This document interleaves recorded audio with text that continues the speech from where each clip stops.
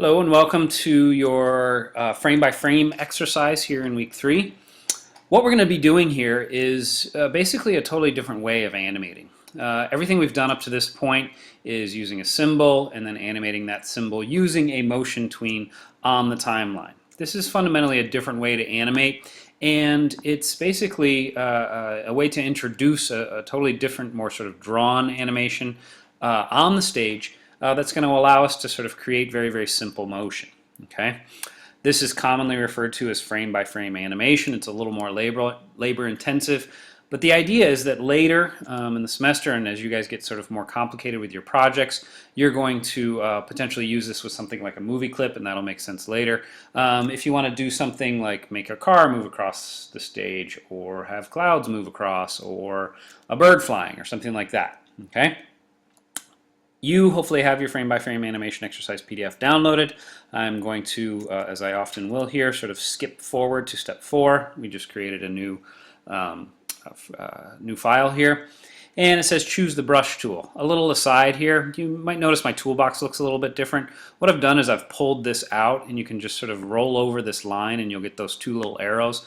We need some of the options that live down here that on a smaller screen, like my laptop screen here, are harder to see. So I have that sort of pulled out. Okay. Now it says choose the brush tool. I'm going to choose the brush tool.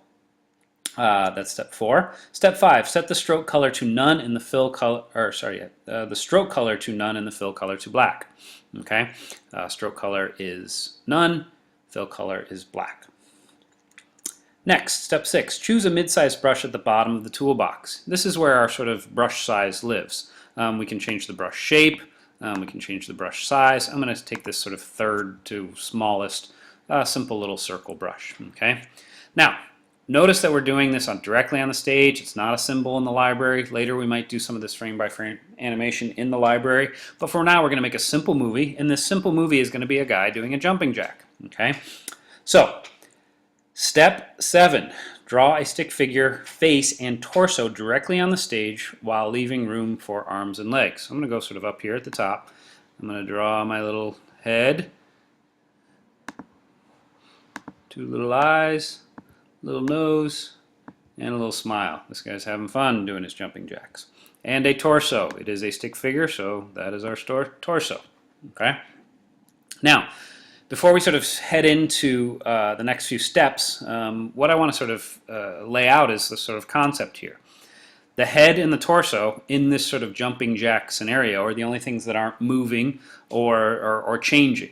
If you think about a simple movement such as a jumping jack, the legs and the arms are the main thing that sort of show the motion. Okay. Now, step 8, insert a keyframe, and then again via a control click, which we talked about in the first exercises, at frames 5, 10, and 15. This is not a blank keyframe, but this is a keyframe, and I want to show you what happens here. So I'm going to click there, control, and I'm going to insert keyframe. I'm going to go up to 10, insert keyframe. I'm going to go up to 15, click, control click, and insert keyframe. Basically what I've done, and I'm pulling my control head across this, is I've basically created and copied over this sort of drawing onto frames 5, 10, and 15. But I've done something very particular, which is I've inserted keyframes here, okay? Meaning that these are the frames that are going to denote something particular about this sort of cycle of jumping jacks, okay? So, step 8, I inserted keyframes via control click at frames number 5, 10, 15. Not a blank keyframe, but a keyframe. A keyframe is going to copy over what is already in those first frames. Now, it says click on frame number 1, where you should have a keyframe. This is where we are. I'm going to go back to my brush tool, and I'm going to draw my arms and legs in the standing position. So I'm going to draw them in the sort of beginning of our jumping jack. So here we are. Let's say arms are down. Okay, our guy is just standing there. Okay. So, step 11. Click on the frame number 5, where there should be another keyframe, and then step 12, choose your brush tool, which we already have here, and draw the arms and legs sort of moving midway up the body. There's going to be 4 steps up to the top of the jumping jack. Okay. Remember, we have 1, 5, 10, and 15. So I'm going to basically pace the sort of movement of this jumping jack in thinking about this first frame. I have 4 steps to the top. So here's step 5. Okay, I'm going to sort of quick peek at my step 1. I'm going to go ahead and draw my legs coming out just a little bit more. The arms starting to make their way up.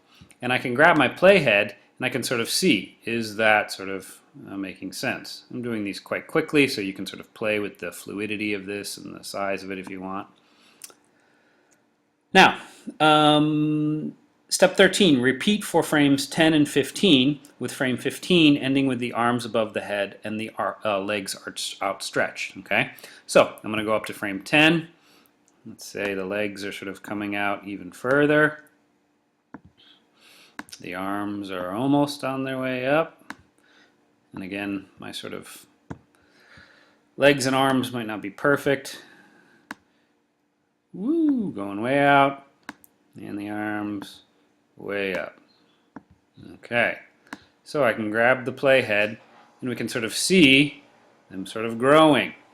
Okay, my arms and legs are getting a bit larger. Again, I'm doing this quite quickly, but the idea is that we're sort of creating 4 different sort of keyframes on the way up to the jumping jack.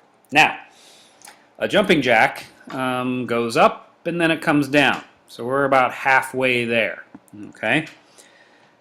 Now, step 14, go to frame 20 and control click and insert a blank keyframe. Okay. What we're going to be doing here is basically copying the steps that we made sort of go and sort of go back down on this jumping jack. So if you think about going up, here we are at frame 5, we're going up, 10 we're going up, 15 we're going up. If you were to sort of imagine where we're going to head on frame 20, it's actually probably going back down to frame 10.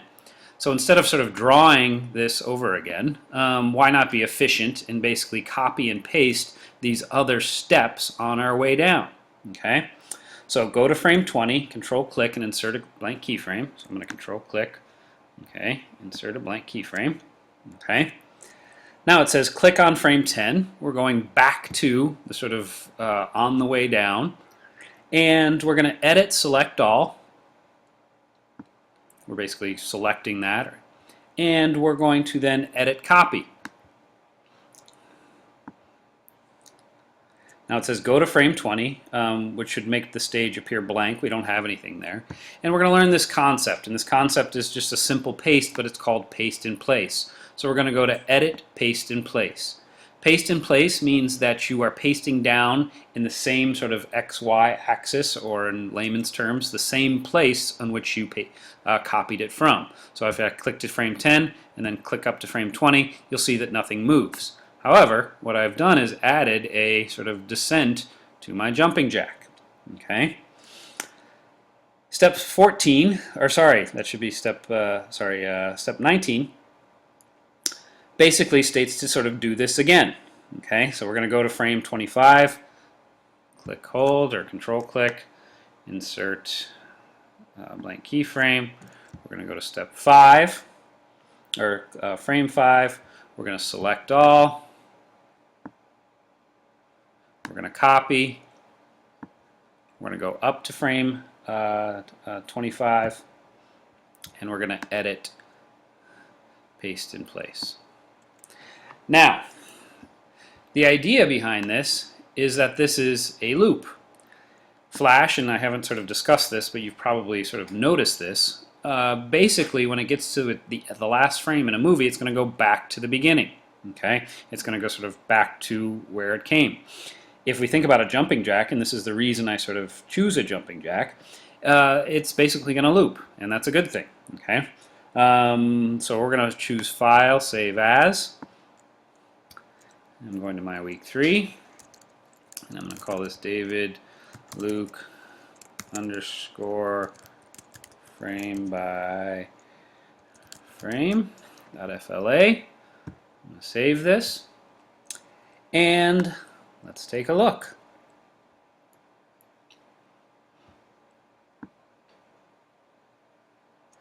So our guy basically goes up, and then he comes back down, and then he goes back to frame 1, and continues his jumping jack. Again, simple sort of exercise, but the idea behind this is going to come in handy later when we work with something like movie clips, to give you an idea of what a movie clip is, so that might make sense. A movie clip is sort of a whole other timeline that can live in your library, and there's sort of, in this case, maybe if we were to make this guy a movie clip, sort of a guy over in the library waiting to do jumping jacks. We could add him to a scene, we could make him move across, we could tween him, and it's a more sort of complicated way of working with these. Okay, so I'm going to close him. And yeah, that's it for frame-by-frame animation. A pretty simple concept. Have fun with your little guy. Give him a hairdo if you want, I don't care. But the sort of main crux and the important part of this is you sort of understand these keyframes and understand the sort of idea of frame-by-frame drawn animation.